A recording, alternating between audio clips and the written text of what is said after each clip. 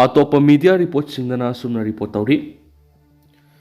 Shugi ayaba thamlakliba Kuki National Organization Kuki National Army KNA gi Deputy Commander in Chief Thangboy Haukim Tongduna Satliba Gari the Su Taunaragliba Kuki UG Shingi Apun Balu KNA Amadi United People's Front UPF Yaudaba United Kuki National Army UKNA gi Kedar Singna Imbus Tauduna Deputy Commander in Chief Maki Personal Security Ani Amasumnupi Amanomaina Captain Hat Creari Thaudos Sabra Police Station ki awang nungsuta kilometer tare rom lap na leiba mongjang amasung singlun khul ani ki marak ta leiba Interpalace Road IBR gi mapam amada ngarmung telpung amaga makhairam tarak pa thokibani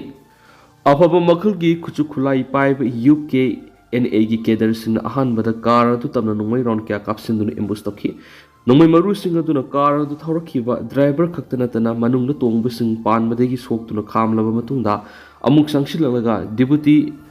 Deputy Commander in Chief Yauna Mahaki Squad Person Ani Adubu Close Range Tagi Soklabasingi Makok Sing Tamna Nungmai Ron Kya Kapsilambana Ahan Bek Thengnabada Masak khang ngambagi wangbada lekhi hai adumaina mak thaudo asi nungmaina panduna siraga karatuk irap lapnadana lambi da tadun lairamba nupi edudi makhoi ka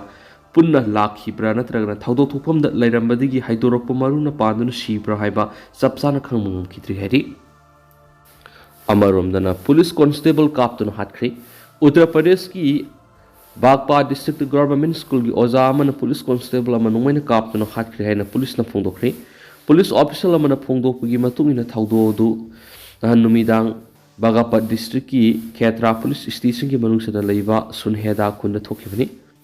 Bagapat ki Additional Superintendent of Police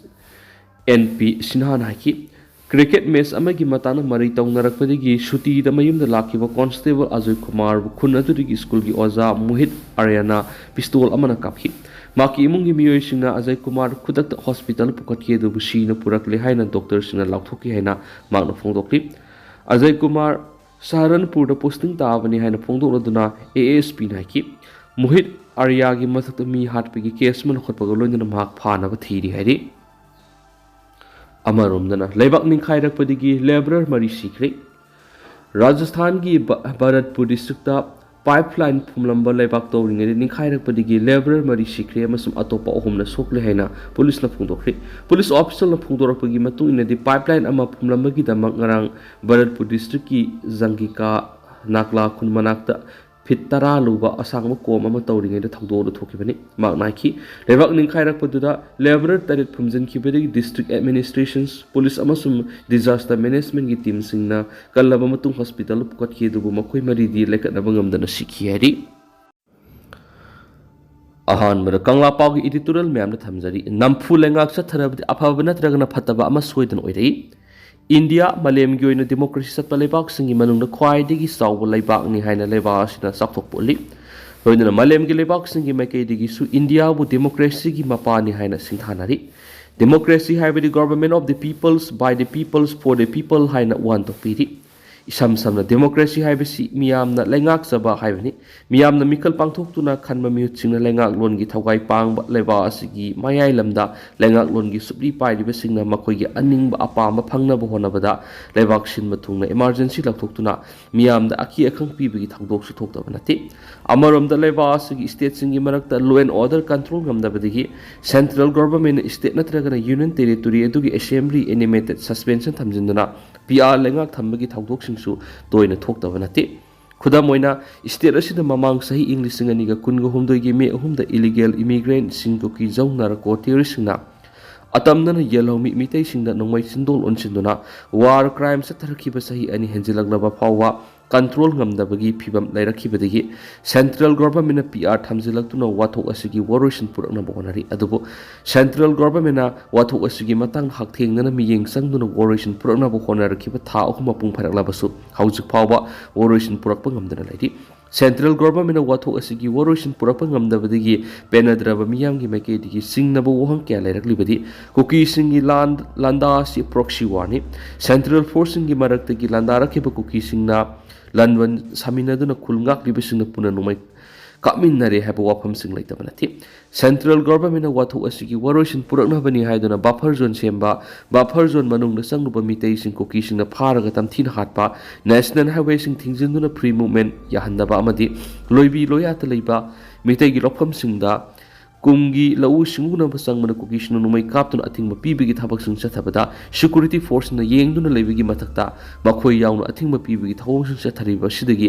central ꯒꯣꯚꯔꯟꯃꯦꯟꯠꯒꯤ ꯃꯤꯠꯌꯦꯡ ꯌꯣꯡꯂꯩ ꯃꯩꯔꯩ ꯅꯥꯏꯔꯕ꯭ꯔꯥ ꯍꯥꯏꯕꯁꯤꯅꯤ state ꯑꯁꯤꯗ ꯃꯇꯝ ꯁꯥꯡꯅ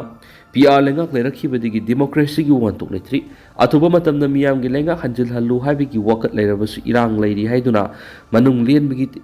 ꯊꯧꯑꯣꯡꯗ PR ꯃꯈꯥ ꯁꯥꯡꯊꯅꯕ ꯍꯣꯠꯅꯔꯤꯕ ꯑꯁꯤ ꯂꯥꯏꯕꯛ ꯊꯤꯕꯅꯤ state ꯑꯁꯤꯗꯒꯤ ꯅꯝꯐꯨ ꯂꯩꯉꯥꯛ ꯃꯈꯥ ꯆꯠꯊꯗꯨꯅ ꯂꯩꯔꯕꯗꯤ ꯑꯐꯕ ꯅꯠꯇ꯭ꯔꯒꯅ ꯐꯠꯇꯕ ꯑꯃ ꯁꯣꯏꯗꯅ ꯑꯣꯏꯔꯛꯀꯅꯤ ꯍꯥꯏꯕꯁꯤ ꯃꯌꯥꯏ ꯂꯝ ꯂꯩꯉꯥꯛꯀꯤ ꯂꯨꯆꯤꯡꯕꯁꯤꯡꯅ ꯈꯪꯐꯝ ꯊꯣꯛꯏ ꯃꯅꯤꯄꯨꯔ ꯃꯤꯌꯥꯝꯒꯤ ꯑꯣꯏꯅꯗꯤ ꯁ꯭ꯇꯦꯠ ꯑꯁꯤꯗ ꯃꯇꯝ ꯃꯇꯝꯒꯤ ꯂꯩꯉꯥꯛꯂꯣꯟ ꯀꯣꯡꯒ꯭ꯔꯦꯁꯅꯕꯨ ꯑꯣꯏꯔꯣ BJPꯅꯕꯨ ꯑꯣꯏꯔോ ꯅꯠꯇ꯭ꯔꯒꯅ CPI ꯅꯠꯇ꯭ꯔꯒꯅ ꯔꯤꯖꯅꯦꯜ ꯄꯥꯔꯇꯤꯅꯕꯨ ꯑꯣꯏꯔꯣ ꯂꯩꯉꯥꯛꯀꯤ ꯊꯧꯒꯥꯏ ꯄꯥꯡꯂꯛꯄ ꯃꯇꯝꯗ ꯍꯥꯃꯨ ꯍꯥꯃꯨ ꯑꯗꯨꯝ ꯑꯣꯏꯕꯅ ꯃꯤꯌꯥꯝꯅ ꯐꯨꯔꯨꯞꯀꯤ ꯑꯃꯗꯤ ꯃꯤꯌꯥꯝꯒꯤ ꯌꯥꯏꯐꯅꯕ ꯊꯕꯛ ꯇꯧꯕ ꯉꯝꯕ ꯅꯠꯇ꯭ꯔꯒꯅ ꯉꯝꯒꯗꯕ ꯂꯩꯉꯥꯛ ꯑꯗꯨ ꯄꯥꯝꯂꯤ ꯁ꯭ꯇꯦꯠ ꯑꯁꯤꯒꯤ ꯌꯦꯜꯍꯧꯃꯤ ꯃꯤꯌꯥꯝꯅ ꯄꯥꯝꯂꯤꯕꯗꯤ ꯂꯩꯑꯣꯏꯈ꯭ꯔꯕ ꯏꯄꯥ ꯏꯄꯨꯁꯤꯡꯅ ꯃꯈꯣꯏꯒꯤ ꯃꯁꯥꯗꯒꯤ ꯁꯤꯟꯊꯔꯛꯈꯤꯕ ꯍꯨꯃꯥꯡ ꯑꯃꯗꯤ ꯏꯈꯦꯡꯅ ꯌꯦꯛꯇꯨꯅ ꯃꯆꯥ ꯃꯁꯨ ꯑꯣꯏꯔꯤꯕ ꯃꯤꯔꯣꯜꯒꯤꯗꯃꯛ ꯊꯝꯕꯤꯔꯝꯈꯤꯕ ꯑꯄꯨꯟꯕꯒꯤ ꯉꯝꯈꯩ ꯉꯥꯛꯇꯨꯅ ꯊꯝꯕ ꯃꯤꯇꯣꯞ ꯃꯤꯌꯥꯟꯆꯥꯁꯤꯡꯒꯤ ꯈꯌꯥꯠꯇ ꯌꯣꯠꯁꯤꯜꯂꯛꯂꯤꯕ ꯑꯁꯤꯗꯒꯤ ꯌꯦꯜꯍꯧꯃꯤꯁꯤꯡꯒꯤ ꯄꯨꯟꯁꯤ ꯑꯃꯗꯤ ꯅꯥꯔꯀꯣ ꯋꯥꯔꯐꯤꯌꯔꯗꯒꯤ ꯀꯟꯕ ꯉꯝꯒꯗꯕ ꯂꯩꯉꯥꯛ ꯑꯗꯨ ꯄꯥꯝꯂꯤ ꯍꯥꯏꯕꯁꯤꯅꯤ ꯃꯤꯌꯥꯝꯒꯤ ꯂꯩꯉꯥꯛꯇ ꯅꯝꯐꯨ ꯂꯩꯉꯥꯛ ꯑꯗꯨꯒꯤ ꯐꯜ ꯑꯐꯕ ꯅꯠꯇ꯭ꯔꯒꯅ ꯐꯠꯇꯕ ꯐꯪꯏ ꯃꯤꯌꯥꯝꯅ ꯅꯝꯐꯨ ꯂꯩꯉꯥꯛ ꯄꯥꯝꯅꯗꯦ ꯍꯥꯏꯕ ꯀꯪꯂꯥ ꯄꯥꯎꯒꯤ editorial ꯃꯌꯥꯝꯅ ꯊꯝꯖꯔꯤ ꯑꯃꯔꯣꯝꯗꯅ ꯃꯤꯌꯥꯝꯒꯤ ꯂꯨꯆꯤꯡ ꯄꯨꯔꯦꯜ ꯑꯣꯖꯥ ꯑꯀꯥꯕꯒꯤ ꯐꯣꯇꯣ ꯁ꯭ꯀꯨꯜꯁꯤꯡꯗ ꯄꯥꯛ ꯁꯟꯅ ꯊꯦꯠꯅꯕ ꯈꯨꯠꯁꯤꯟꯅꯕ ꯍꯧꯈ꯭ꯔꯦ ꯋꯥꯃꯥ ꯋꯥꯈꯜꯂꯣꯟ ꯃꯥꯟꯅꯕ ꯑꯄꯨꯟꯕ ꯋꯥꯃꯥ ꯀꯪꯂꯩꯄꯥꯛ ꯑꯃꯗꯤ all Manipur recognise private school welfare ꯏꯁꯨꯁꯤꯅ ꯀꯨꯝꯖꯥ ꯏꯪ 2014ꯗ ꯌꯥꯅꯈꯤꯕ ꯑꯃꯗꯤ ꯃꯤꯌꯥꯝꯅ ꯈꯪꯍꯟꯈꯤꯕꯒꯤ ꯃꯇꯨꯡ ꯏꯟꯅ ꯂꯩꯈꯤꯗ꯭ꯔꯕ ꯃꯤꯌꯥꯝꯒꯤ ꯂꯨꯆꯤꯡ ꯄꯨꯔꯦꯜꯁꯤꯡ ꯁꯨꯕꯝ ꯑꯣꯖꯥ ꯑꯀꯥꯕꯒꯤ ꯃꯃꯤ ꯐꯣꯇꯣ ꯂꯝꯗꯝꯁꯤꯒꯤ ꯃꯍꯩ ꯇꯝꯐꯝꯁꯪꯁꯤꯡꯗ ꯇꯉꯥꯏ ꯐꯗꯅ ꯊꯦꯠꯍꯟꯕꯒ ꯂꯣꯏꯅꯅ ꯍꯧꯔꯛꯂꯤꯕ ꯃꯍꯩꯔꯣꯏꯁꯤꯡꯅ ꯂꯩꯈꯤꯗ꯭ꯔꯕ ꯂꯨꯆꯤꯡ ꯄꯨꯔꯦꯜ ꯑꯁꯤꯒꯤ ꯄꯨꯟꯁꯤ ꯋꯥꯔꯤ ꯍꯦꯟꯅ ꯈꯪꯍꯟꯅꯅꯕ ꯑꯃꯗꯤ ꯅꯩꯅꯍꯟꯅꯕꯒꯤ ꯋꯥꯈꯜꯂꯣꯟꯗ ꯉꯁꯤꯗꯒꯤ ꯋꯥꯃꯥꯒꯤ ꯄ꯭ꯔꯁꯤꯗꯦꯟꯠ ꯃꯣꯏꯔꯥꯡꯊꯦꯝ ꯅꯥꯎꯈꯝꯕꯅ ꯂꯨꯆꯤꯡꯗꯨꯅ ꯋꯥꯃꯥꯒꯤ ꯊꯧꯃꯤꯁꯤꯡꯒ ꯂꯣꯏꯅꯅ ꯃꯍꯩꯂꯣꯏꯁꯪꯁꯤꯡꯗ ꯂꯨꯆꯤꯡꯕ ꯑꯁꯤꯒꯤ ꯐꯣꯇꯣ ꯈꯨꯠꯁꯤꯟꯅꯕ ꯍꯧꯈ꯭ꯔꯦ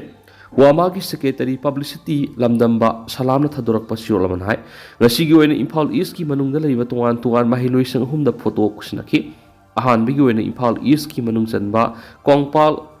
ꯈꯥꯏꯃꯦ ꯂꯩꯀꯥꯏꯗ ꯂꯩꯕ SL ꯑꯦꯔꯦꯅꯥ ꯑꯣꯐ ꯂꯔꯅꯤꯡ ꯁ꯭ꯀꯨꯜꯅ ꯂꯨꯆꯤꯡꯕ ꯑꯁꯤꯒꯤ ꯐꯣꯇꯣ ꯈꯨꯠꯁꯤꯟꯅꯈꯤ ꯈꯨꯠꯁꯤꯟꯅꯕ ꯑꯗꯨꯗ ꯁ꯭ꯀꯨꯜ ꯑꯁꯤꯒꯤ ꯍꯦꯗꯃꯤꯁꯇ꯭ꯔꯦꯁ ꯁꯥꯂꯤꯀꯥꯂꯥ ꯍꯃꯩꯈ꯭ꯔꯥꯝ ꯑꯃꯗꯤ ꯃꯍꯩꯔꯣꯏꯁꯤꯡ ꯁꯔꯨꯛ ꯌꯥꯈꯤ ꯇꯨꯡꯗ ꯏꯝꯐꯥꯜ ꯏꯁꯀꯤ ꯇꯣꯞ ꯑꯋꯥꯡ ꯂꯩꯀꯥꯏꯗ ꯃꯪꯒꯣꯜꯖꯥꯎ English school ꯃꯣꯏꯔꯥꯡꯀꯥꯝꯄꯨ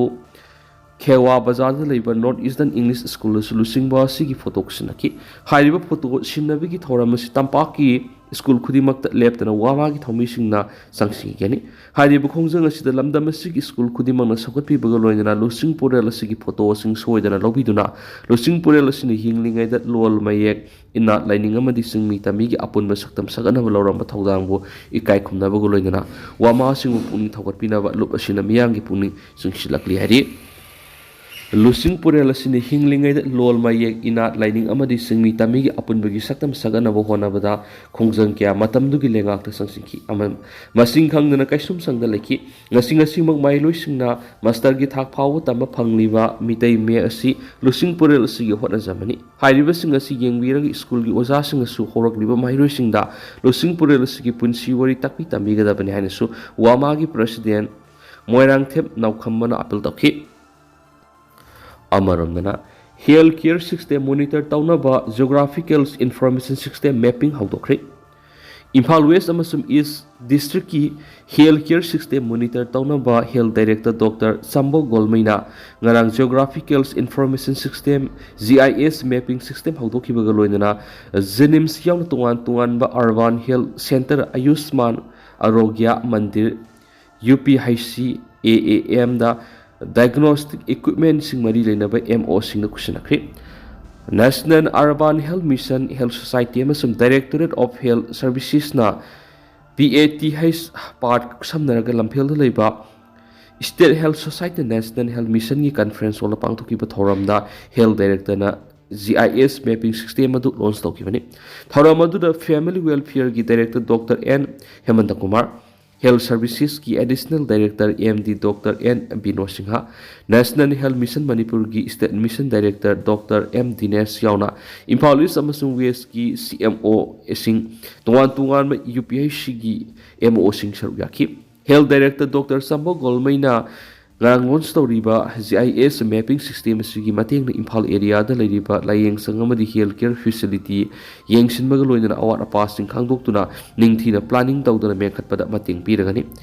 GIS mapping asi Imphal area da mapung phan sa tharaba matung atopa khara manung hanjin phamsing da su pekhat kanaki GIS mapping amadi diagnostic equipment sing adu development partner oiriba PAT haisna sponsor tawbani hainu su paus na makhatana phungdorakli